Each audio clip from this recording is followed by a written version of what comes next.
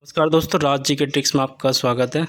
दोस्तों ये है मॉक टेस्ट नंबर 13 और ये है UP police constable RW mock test number 13। ये बहुत मोस्ट इम्पोर्टेंट है यूपी पुलिस कांस्टेबल के स्टूडेंट के लिए। अदर कंपटीशन एग्ज़ाम में किसी का हिंदी आता है तो उसके लिए बहुत मोस्ट इम्पोर्टेंट होने वाला। चलिए क्वेश्चन की तरफ चलते हैं। पहला क्वेश्चन है, भयानक रक्त का स्थायी भाव क्या होता है? तो बताइए क्या होता है।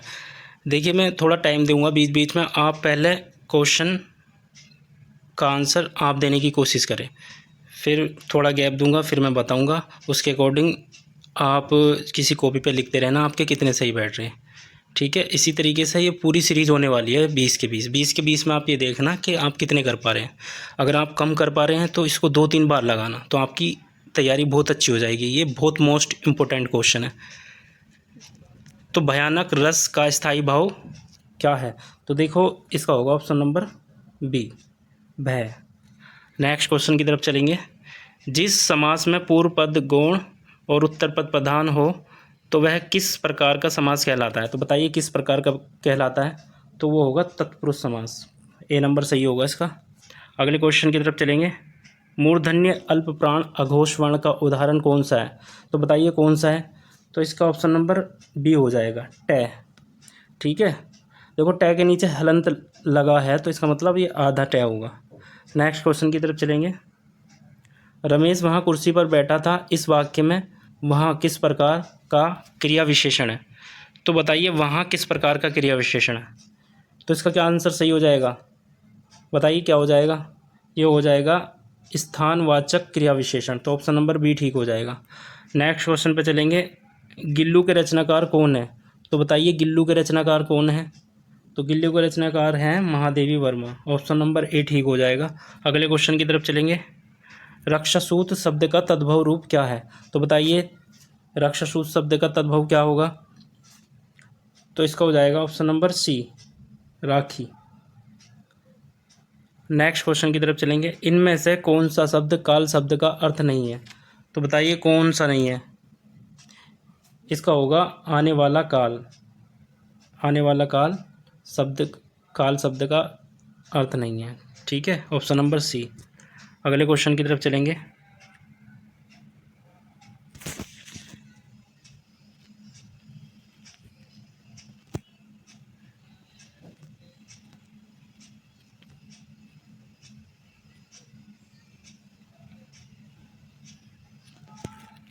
अगले क्वेश्चन की तरफ चलेंगे। तुलसीदास सीदती निसदीन देखत तुम्हार निठुराई, इस पंक्ति में कौन सा अलंकार है? तुलसीदास सीदती निसदीन देखत तुम्हार निठुराई, इस पंक्ति में कौन सा अलंकार है? तो बताइए कौन सा अलंकार होगा? तो इसमें होगा श्रुत्यानुप्रास अलंकार। ऑप्शन नंबर ए ठीक होगा इसका। अगले क्वेश्चन की तरफ चलेंगे। ब्रज भाषा का विकास किस अपभ्रंश से हुआ? तो बताइए किस अपभ्रंश से हुआ? तो ये हुआ शौर सैनी। ऑप्शन नंबर ए ठीक है इसका। अगले क्वेश्चन की तरफ चलेंगे। प्रतिवाद शब्द में कौन सा उपसर्ग है? तो बताइए प्रतिवाद में कौन सा उपसर्ग है? तो ये हो जाएगा प्रति। ऑप्शन नंबर डी सही होगा। अगले क्वेश्चन की तरफ चलेंगे। मैथिली का संबंध किस अपभ्रंश से माना जाता है? तो ये किस अपभ्रंश से माना जाता है? ये माना जाता है मागधी से। ऑप्शन नंबर ठीक हो जाएगा। अगले क्वेश्चन की तरफ चलेंगे। इनमें से कौन सा शब्द प्रपंच का पर्यायवाची शब्द नहीं है? तो बताइए कौन सा नहीं है? तो ये है दुनिया, यानी ऑप्शन नंबर इसका जो है ऑप्शन नंबर सी ठीक हो जाएगा, दुनिया। अगले क्वेश्चन की तरफ चलेंगे। अध्यापक पाठ पढ़ाएंगे, इस वाक्य में क्रिया किस काल का बोध है? तो बताइए किस काल का बोध है? यह सामान्य भविष्यत यानी ऑप्शन नंबर डी। अगले क्वेश्चन की तरफ चलेंगे। अधर में लटकना मुहावरे का क्या अर्थ है? अधर में लटकना मुहावरे का अर्थ बताइए क्या होगा? तो इसका होगा, बताइए क्या होगा? दुविधा में पड़ा रह जाना। ऑप्शन नंबर बी ठीक है। अगले क्वेश्चन की तरफ चलेंगे। इनमें से कौन सा वाक्य आस्तिक शब्द के लिए उपयुक्त है? तो बताइए कौन सा वाक्य आस्तिक शब्द के लिए उपयुक्त है? ईश्वर के प्रति आस्थावान, यानी ऑप्शन नंबर सी ठीक है इसका। अगले क्वेश्चन की तरफ चलेंगे। लक्ष्मण राम का भाई है, इस वाक्य में कौन सा कारक है? तो इसमें कारक बताना है, तो बताइए कौन सा है? तो इसमें संबंध कारक, यानी ऑप्शन नंबर ए ठीक है इसका। अगले क्वेश्चन की तरफ चलेंगे।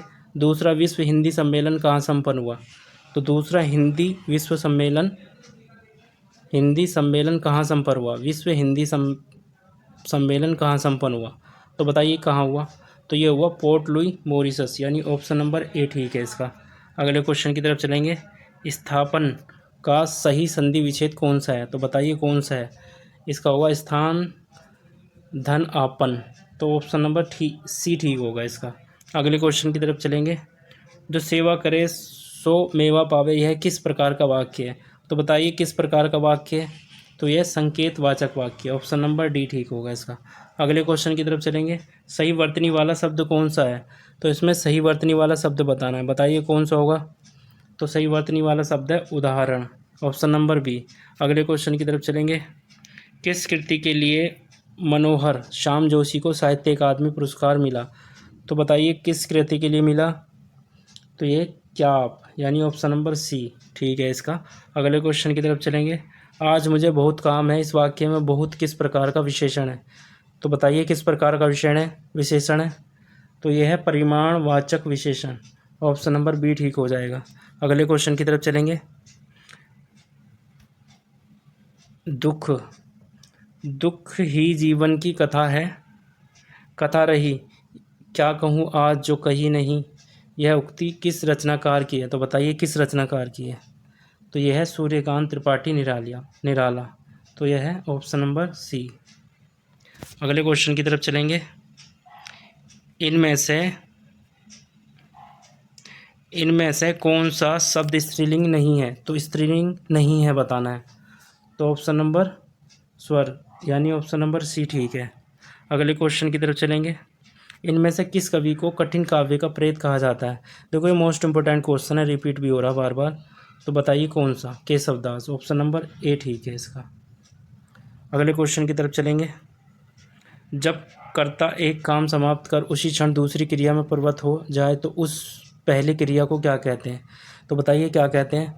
तो ये कहते हैं पूर्वकालिक क्रिया, ऑप्शन नंबर डी ठीक हो जाएगा। अगले क्वेश्चन की तरफ चलेंगे।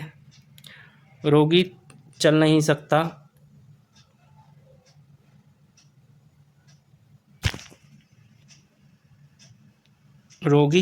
सकता का भाववाच्य में रूपांतरण क्या होगा? तो बताइए क्या होगा इसका? तो इसका होगा रोगी से चला नहीं जाता, ऑप्शन नंबर ए ठीक हो जाएगा इसका। निम्नलिखित में से कौन सा शब्द अज के अर्थ को स्पष्ट कर रहा है? तो बताइए कौन सा शब्द अज के अर्थ को स्पष्ट कर रहा है? और 28 का आंसर बताइए कौन सा होगा सही? ये होगा ब्रह्मा, ठीक है। 28 का बी ऑप्शन ठीक हो जाएगा, ब्रह्मा। अगले क्वेश्चन की तरफ चलेंगे। निम्नलिखित शब्दों में से कौन सा शब्द भिन्न है? तो भिन्न शब्द बताना है, तो बताइए कौन सा होगा? तो ये होगा लावारिस, ठीक है। सजग, संयोग, विदेश, ये सब भिन्न नहीं है, तो ठीक है, भिन्न हो गया लावारिस। ऑप्शन नंबर 30 पे चलेंगे अब। काशिका किस क्षेत्र की बोली को कहा जाता है? काशिका किस क्षेत्र की बोली को कहा जाता है? तो बताइए किस क्षेत्र की बोली को कहा जाता है? बताओ 30 का बताइए कौन सा है सही? तो ये बनारस की, ठीक है। अगले क्वेश्चन की तरफ चलेंगे। इनमें से किस पत्रिका का संपादन भारतेंदु हरिश्चंद्र ने किया? बताइए किसने किया था? ये मोस्ट इम्पोर्टेंट क्वेश्चन है। ये बाला बोधनी, ऑप्शन नंबर सी ठीक हो जाएगा इसका। अगले क्वेश्चन की तरफ चलेंगे। इनमें से कौन सा शब्द नाग का समानार्थी है? तो नाग का समानार्थी बताना है, तो ऑप्शन नंबर बी हाथी, ठीक है, हाथी। इनमें से कौन सा शब्द नाग का समानार्थी, ठीक है, तो हाथी हो जाएगा। अगले क्वेश्चन की तरफ चलेंगे। इनमें से कौन सा शब्द हमेशा एक वचन में नहीं रहता? तो बताइए कौन सा एक वचन में नहीं रहता? तो ये नहीं रहता, ऑप्शन नंबर डी, यानी प्राण नहीं रहता एक वचन में। चलिए गद्यांश पढ़ते हैं। गद्यांश को आप 1 से 2 बार ठीक से पढ़ लेंगे तो क्वेश्चन आसानी से छांट पाएंगे। गद्यांश पढ़कर देखो, जैविक खेती फलोत्पादन की वह विधि है जिसमें रासायनिक उर्वरकों के स्थान पर परंपरागत खादों जैसे हरी खाद, वर्मी कंपोस्ट, केंचुआ कंपोस्ट और अन्य कंपोस्ट का प्रयोग किया जाता है। उपयुक्त फसल चक्र को अपनाया जाता है। प्राकृतिक कृषि सिद्धांतों का पालन कर रोगों और कीटों से फसल सुरक्षा की जाती है। इन सब क्रियाओं का उद्देश्य यही होता है कि पर्यावरण और प्रकृति संसाधनों का संरक्षण हो और भूमि की उर्वरता शक्ति को सुरक्षित रखते हुए ऐसे फसल उत्पाद प्राप्त किए जाए जो मानव स्वास्थ्य की दृष्टि से सर्वोत्तम हो। जैविक खेती से जल, भूमि और खाद्य पदार्थों के माध्यम से होने वाले प्रदूषण की समस्या से काफ़ी हद तक छुटकारा पाया जा सकता है। इससे ऊर्जा के संसाधनों और जैव विविधता का संरक्षण होता है। मृदा के भौतिक, रासायनिक और जैविक गुणों में सुधार होता है जिससे उसकी उत्पादकता बढ़ती है। मिट्टी में खेती के लिए लाभकारी जीवों और सूक्ष्म जीवों की संख्या में वृद्धि होती है। तो देखो इसका क्वेश्चन आ गया 34 नंबर। ठीक है, पर्यावरण और प्राकृतिक संसाधनों के संरक्षण के उद्देश्य से की जाने वाली प्रक्रिया में कौन सी क्रिया सही नहीं है? तो सही नहीं है बताना। तो बताइए इसका क्या सही होगा? इसका होगा ऑप्शन नंबर बी, रासायनिक उर्वरकों का प्रयोग न करना। अगले क्वेश्चन की तरफ चलेंगे। ऊर्जा के संसाधनों और जैव विविधता का संरक्षण किससे प्राप्त होता है? तो बताइए किससे प्राप्त होता है? ठीक है, इसमें देखो इसके दो तो ये रहे आंसर, दो इसके नीचे होंगे, इन्हें देख लीजिए, दो ये रहे। बताइए फिर कौन सा इसका आंसर? देखो ये होगा इसका सही आंसर, जैविक खेती से जल, भूमि और खाद्य पदार्थों के माध्यम से होने वाले प्रदूषण की समस्या से छुटकारा पाने से, यानी ऑप्शन नंबर ए की इसका बिल्कुल सही जवाब है। अगले क्वेश्चन की तरफ चलेंगे। जैविक खेती अपनाने से मृदा के गुणों में सुधार की दृष्टि से कौन सा कथन सही नहीं है? तो 36 क्वेश्चन का आंसर बताइए क्या होगा? ये होगा ऑप्शन नंबर डी, मतलब मृदा के भौतिक, रासायनिक और जैविक गुणों में सुधार नहीं होता है। अगले क्वेश्चन की तरफ चलेंगे। हरी घास पर क्षण भर के रचनाकार कौन है? तो बताइए कौन है हरी घास पर क्षण भर के रचनाकार? ये लास्ट क्वेश्चन है, तो ये है अघे, ऑप्शन नंबर बी। ठीक है, देखो ये 37 की सीरीज चल रही है। 37 के आप 20 सेट बहुत जल्दी देखने को मिल जाएंगे, आपके पूरे हो जाएंगे। अब जी के जीएस की चलेगी इसी तरीके से, वो भी बहुत जल्दी कंप्लीट हो जाएगी। आपके ये बहुत मोस्ट इम्पोर्टेंट क्वेश्चन होने वाले हैं यूपी पुलिस कांस्टेबल के अकॉर्डिंग, या फिर ये सब्जेक्ट जहाँ पर भी हिंदी और जी के जीएस जहाँ पर भी आता है वो भी इस क्लास को ले सकते हैं हमारे। अगर आपको क्लास पसंद आ रही है तो चैनल को सब्सक्राइब करें और अपने जो कंपटीशन की तैयारी कर रहे हैं उन दोस्तों को शेयर करें, लाइक करें। Thank you.